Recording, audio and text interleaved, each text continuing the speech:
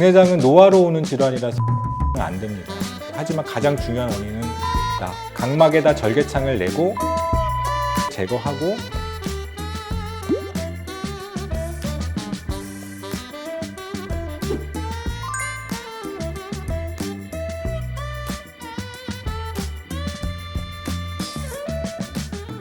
카메라로 말하면 렌즈에 해당되는 부분이 혼탁되는 질환입니다. 그래서 눈을 보시면 앞에서부터 각막, 수정체, 망막, 시신경 이렇게 있는데요.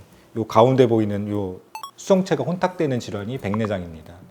백내장 증상은 시력이 떨어지는 것이 가장 큰 증상이고요. 위치에 따라서 뭐 빛번짐이 있다거나 눈부심이 있다거나 또는 뭐 흐릿하고 침침함 이런 것을 호소하는 경우도 있습니다. 백내장은 노화로 오는 질환이라서요, 자연 치유는 안 됩니다. 약물로 지연을 시킬 수는 있는데 뭐 그 지연 효과가 크지 않기 때문에 근본적인 치료는 수술밖에는 없습니다.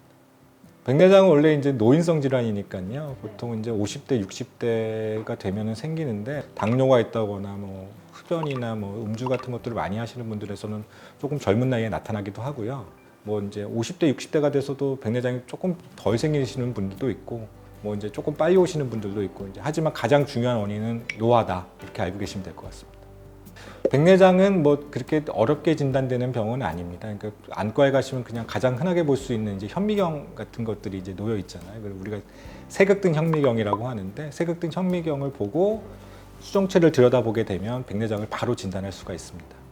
각막에다 절개창을 내고 그 혼탁된 수정체를 제거하고 제거된 수정체 부위에 인공수정체를 넣게 되면 끝나는 수술이 되겠습니다.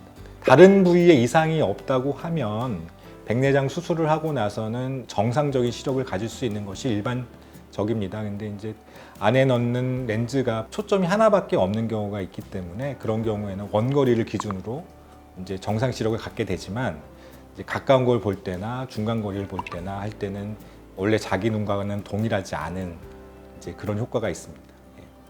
백내장 수술은 사실은 어딜 가서도 다 비슷하게 이루어집니다. 근데 이제 제가 백내장 수술을 할 때 가장 중요하게 생각하는 점은 언제 할 것인가가 가장 중요합니다. 예를 들면 눈이 침침하다고 해서 하는 수술이 아니거든요.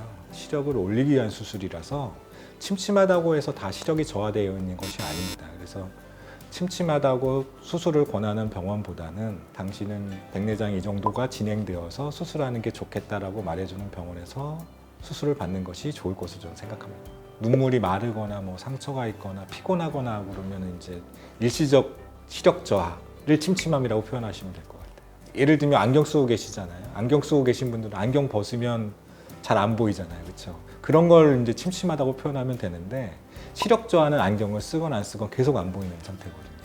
몸 컨디션에 따라 변동 없는 침침함이 시력 저하라고 생각하시면 될 것 같아요. 제가 백내장 수술 시기가 되었나요? 이렇게 물어보시는 분이 가장 많습니다. 이게 이제 백내장 수술 시기가 되었냐 안 되었냐는 사실은 의사가 권해서 하는 수술이라고 저는 생각하지 않습니다. 백내장 수술 시기가 되었나요? 라고 물어보는 것은 본인이 아직 불편하지 않은데 수술을 해야 되는 것처럼 들리는 경우가 많더라고요. 그래서 저는 환자분이 불편하십니까? 라고 다시 여쭤보고요.